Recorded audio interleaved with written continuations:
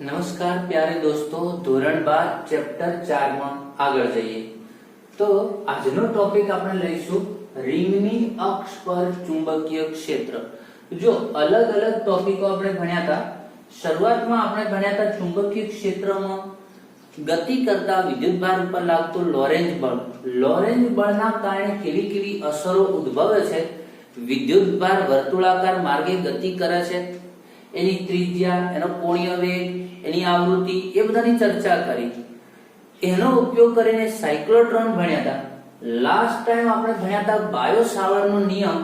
Last લેક્ચરને થોડું revise કરીને જે તમે નોંધ બનાવી હતી, જે કંઈ હોય હું રિવાઇઝ કરીને અહીંયા બેસશો આ લેક્ચરને રીડ કરવા માટે, તો જ તમને ખ્યાલ આવશે, બાકી કોઈ સ્ટડી કરવાનો મતલબ નહીં રહે।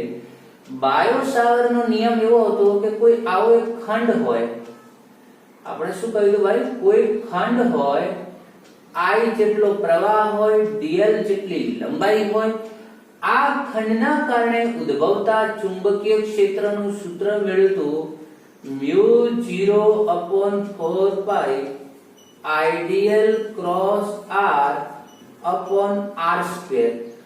આવું આપણું સૂત્ર હતું r3। ત્યારબાદ આપણે સાદું રૂપ આપીને આવું પણ બનાવેલું μ0/4π IDL r sin θ upon r3। યાદ કરાવું છું થોડું, r કેન્સલ કરીએ તો છેલ્લે આપણને મળતું તો આવું કે એ ખંડના કારણે ઉદ્ભવતું ચુંબકીય ક્ષેત્ર μ0/4π IDL sin θ upon r²। આવું આપણું સૂત્ર હતું। લાસ્ટ જે મેં તમને યાદ રાખવાનું કહ્યું હતું તે થીટા એટલે આઈડિયલ અને r વચ્ચેનો ખૂણો થયો, એ યાદ રાખજો। r એટલે ખંડથી જે બિંદુએ ચુંબકીય ક્ષેત્ર શોધવું છે એ જે ખંડ હતો તે r અને આઈડિયલ એ વિદ્યુત પ્રવાહ ખંડ હતો, થીટા એ એમની વચ્ચેનો ખૂણો હતો। તો આની આપણે વાત કરી હતી। ઓકે, ચાલો હવે આગળ જઈએ, આનો ઉપયોગ કરીને આગળ જઈએ। તો કદાચ થિયરી થોડી લોંગ છે, આખી પૂરી નહીં થાય તો થોડી ઘણી વાતો નેક્સ્ટ લેક્ચરમાં કરીશું।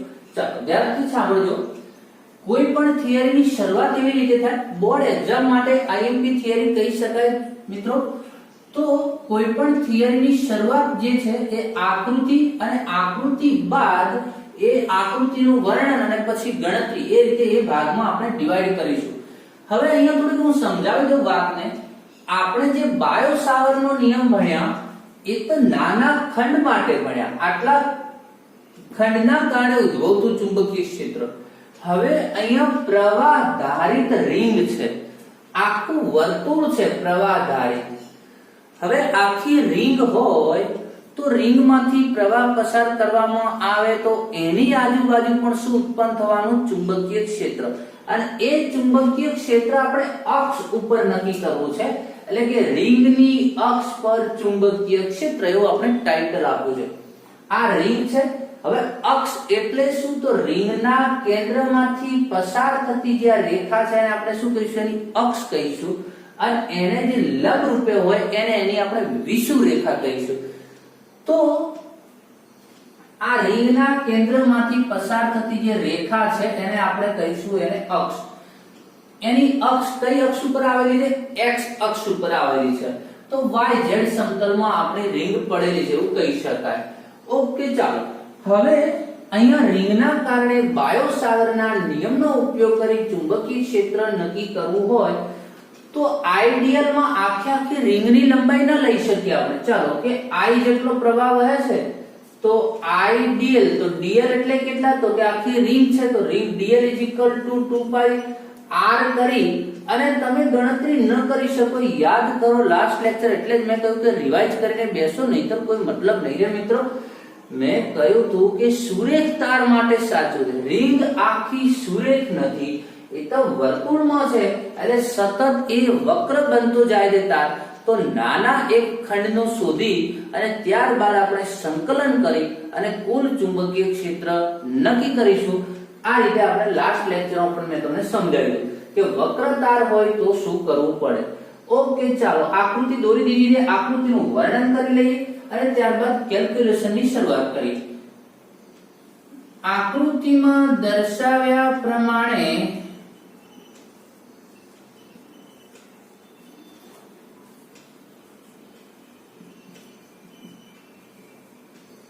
R ત્રિજ્યાની I પ્રવાહધારિત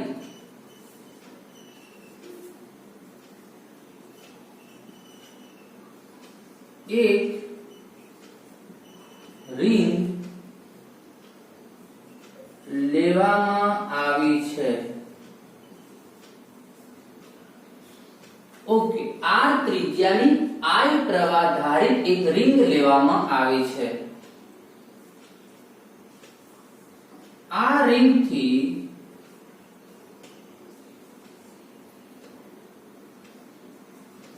તેની અક્ષ પર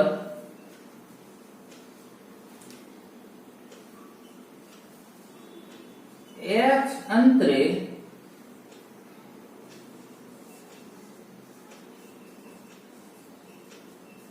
ચુંબકીય ક્ષેત્ર નક્કી કરવું છે. આ રિંગની અક્ષ પર x જેટલા અંતરે ચુંબકીય ક્ષેત્ર નક્કી કરવું છે. ઓકે, ચાલો કરી દઈએ. તો એક ખંડ લઈએ, તેના માટે એક ખંડ તો લેવો પડશે ને ભાઈ. મેં કહ્યું કે પછી સંકલન કર. આ એક ખંડ લીધો dl. તો 3 ડાયમેન્શન છે એટલે સમજજો. મારી જોડે કોઈ એવી રિંગ મેં લીધી નથી, નહીંતર વધારે સારી રીતે સમજાતા. આ રીતે રિંગ પડેલી છે, મારી વાતને સાંભળજો.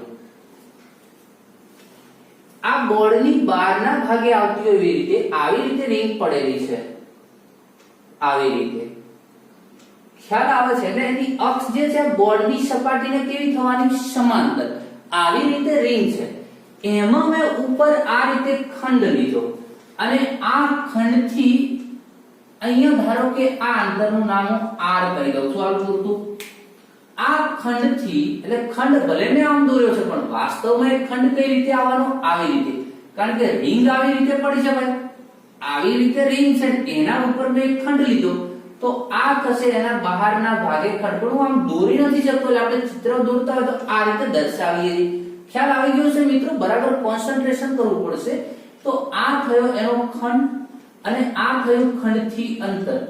આ ખંડથી ઉદ્ભવતું ચુંબકીય ક્ષેત્ર શોધી અને પછી આપણે આગળ થોડી પ્રોસેસ કરી સંકલન કરીને કુલ ચુંબકીય ક્ષેત્ર નક્કી કરીશું. ઓકે, ચાલો. તો બહાર આવતી દિશામાં મેં ખંડ લીધો છે. આકૃતિમાં દર્શાવ્યા પ્રમાણે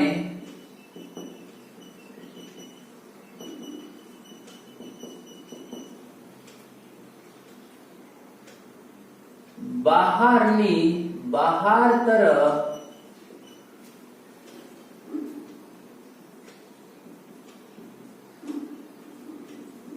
આવતી દિશામાં આઈડિયલ પ્રવાહ ખંડ લેવામાં આવ્યો છે. એક આઈડિયલ પ્રવાહ ખંડ લેવામાં આવ્યો છે. તેનાથી મળતો ચુંબકીય ક્ષેત્ર dB is equal to કોઈ પણ ખંડના કારણે ઉદ્ભવતો ચુંબકીય ક્ષેત્ર dB હોય. આપણે કુલ ચુંબકીય ક્ષેત્રને b કહીશું. નાના ખંડના કારણે ઉદ્ભવતા ચુંબકીય ક્ષેત્રને dB કહીશું. તો dB is equal to μ04 pi IDL. હું ડાયરેક્ટ જ લખી દઉં છું sin થીટા upon r². અહીંયા ધ્યાનથી હા, હવે થોડી દિશાની પણ વાત કરી લઈએ. અહીંયા આઈડિયલ આ રીતે છે, r આવી રીતે છે, ક્રોસ ગુણ આ અંતે તો તમને ખબર કે આઈડિયલ ક્રોસ r હતો, એના પછી આપણે sin થીટા લીધો છે. તો ક્રોસ ગુણાકારની હવે આપણે ચલો હું જે બોરું છું એના ઉપર ફોકસ કરજો. આ મેં ખંડના કારણે શોધી લીધું ચુંબકીય ક્ષેત્રનું મૂલ્ય. પણ એ ચુંબકીય ક્ષેત્ર છે કઈ દિશામાં એની મારે વાત કરવી છે. તો જાઓ, આ આઈડિયલ, આ આર છે. હવે તમને ખબર ક્રોસ ગુણાકારની દિશા ક્યાં શોધાય? બે સદિશો જે હોય એનાથી બનતું સમતલ હોય એને લંબરૂપે સ્ક્રૂ રાખીને ફેરવો. કેટલાક અંગૂઠાને આવડેથી શીખેલા છે, પ્રોપર નિયમ સ્ક્રૂ નો પણ એક છે. તો આઈડિયલ ક્રોસ આર થી બનતું આ સમતલ છે, જો દેખાય છે આ આર અને આઈડિયલ, એનાથી બનતું આ એક સમતલ છે. અને આઈડિયલ ક્રોસ આર એટલે આઈડિયલ થી આર તરફ ફેરવો. તો આઈડિયલ થી આર તરફ સ્ક્રૂ ફેરવશો એટલે સ્ક્રૂ ક્યાં જશે? બહાર. હવે આ આઈડિયલ ના કારણે ઉદ્ભવતું ચુંબકીય ક્ષેત્ર બહાર તરફ છે, પણ તમે અહીંયા નથી શોધતા, તો પી બિંદુએ શોધો છો. તો એ રીતે બહાર તરફ સમતલને લંબરૂપે પી આગળ તમે જોઈ લો, આ થયું તમારું ચુંબકીય ક્ષેત્ર. તો આ થશે ડીબી ની દિશા. ચાલો, ખ્યાલ આવી ગયો છે મિત્રો? ભૂમિતિનો ઉપયોગ કરીને કરો તો ધારો કે આ થીટા લેવામાં આવે ને તો આ પણ થીટા થાય, બરાબર? તમે એના જો ઘટકો પાડો આ રીતે,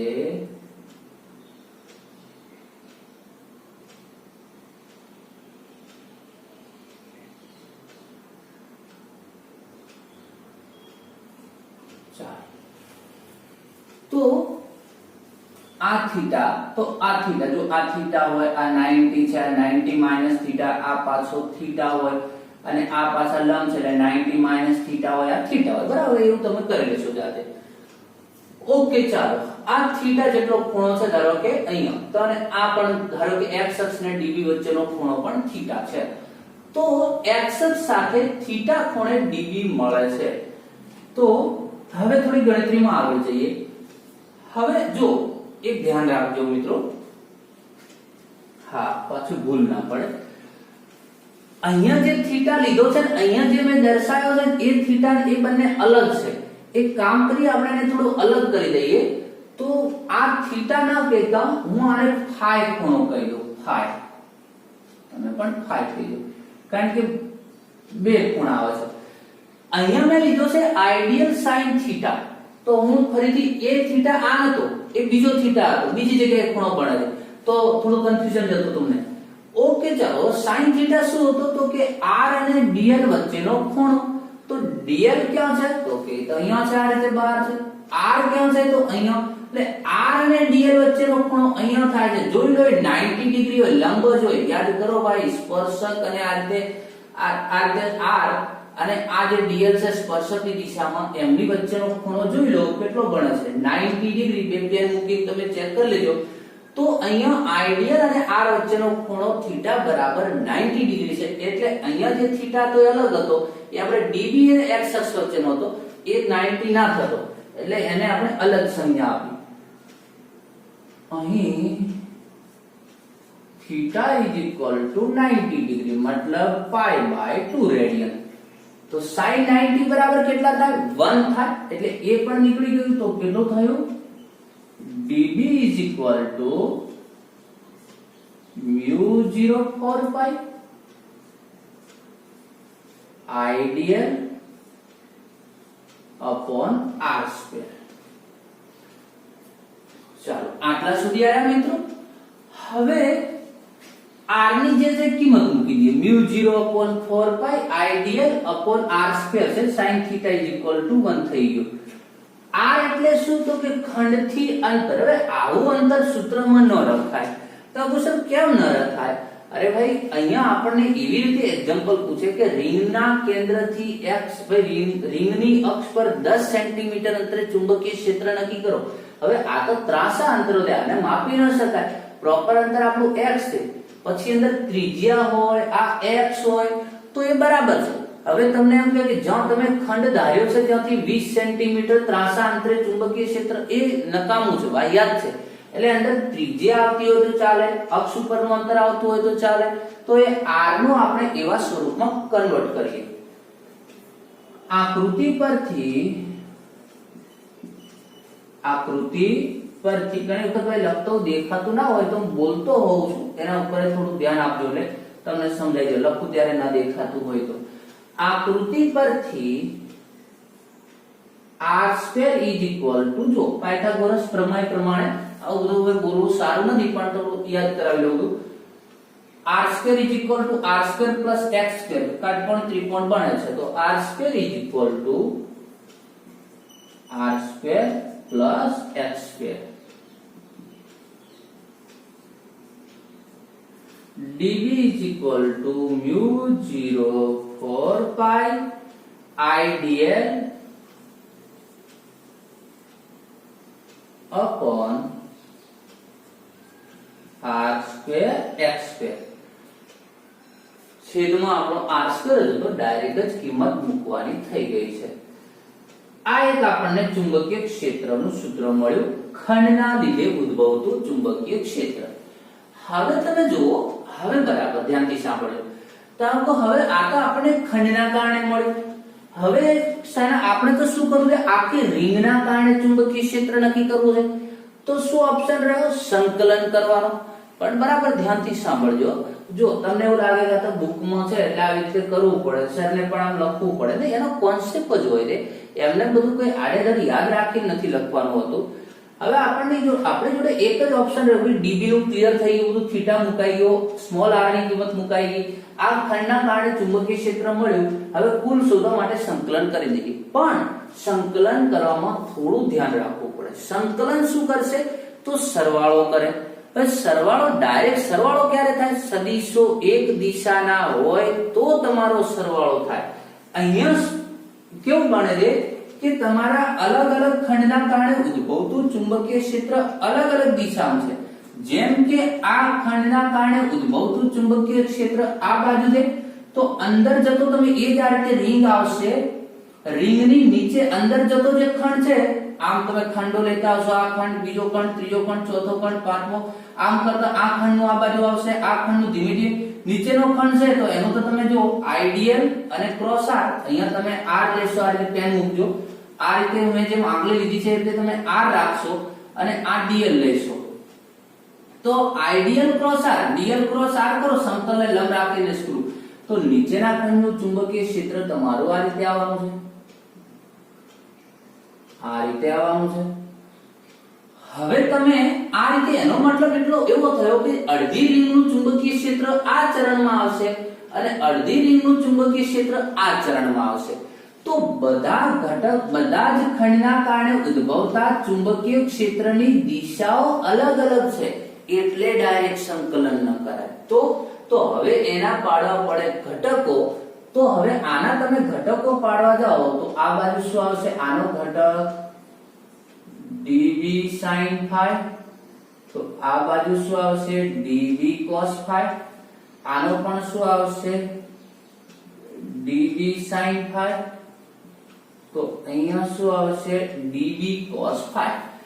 તો જો હવે અડધી રિંગનું ચુંબકીય ક્ષેત્રનો જે અડધી રિંગનું ચુંબકીય ક્ષેત્ર ઉપર તરફ અને અડધી રિંગનું ચુંબકીય ક્ષેત્ર નીચે તરફ, એના ઘટકો પાડવામાં આવે તો એનો ઉપરનું જે ચુંબકીય ક્ષેત્ર છે એનો y ઘટક આ બાજુ, નીચેનું ચુંબકીય ક્ષેત્ર છે એનો y ઘટક નીચે તરફ. હવે x ઘટક તો x અક્ષ ઉપર આવ્યો તો y ઘટક એમાં એકબીજાની અસર શું કરશે, સરવાળો કરવા જશો તો જેટલું ચુંબકીય ક્ષેત્ર ઉપર જેટલું નીચે, y ઘટક નીકળી ગયો. માત્ર એ ચુંબકીય ક્ષેત્રમાં cos ઘટક એવો છે એટલે કે x ઘટક છે એક જ દિશામાં મળે છે, એમનો સરવાળો કરાય. તો અહીંયા થોડું લખાણ લખી દઈએ. અહીં દરેક ખંડનું ચુંબકીય ક્ષેત્ર એક જ દિશામાં નથી.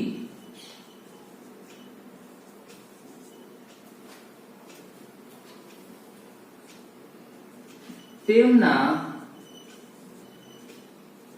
ખંડના કારણે, ચાલો શોર્ટમાં લખી દઈએ તો ચાલો એક વાત તો આ સમજાઈ ગઈ હોય. અહીં દરેક ખંડનું ચુંબકીય ક્ષેત્ર એક જ દિશામાં નથી, તેના ઘટક લેતા y ઘટક નાબૂદ થાય છે. હવે આ કાયમ માટે નિયમ યાદ રાખજો ભાઈ, ધોરણ 11 હોય, 12 હોય, 12મા પછીની વાતો હોય, કોઈ પણ જગ્યાએ એક નિયમ રાખવાનો, ચુંબકીય કોઈ પણ સદિશ એક દિશામાં ન થતો હોય ત્યાં સુધી તમે સંકલન ન કરી શકો. આ રીતે y ઘટક નાબૂદ થાય છે માત્ર x ઘટક જ તેમાં મળે છે. તેથી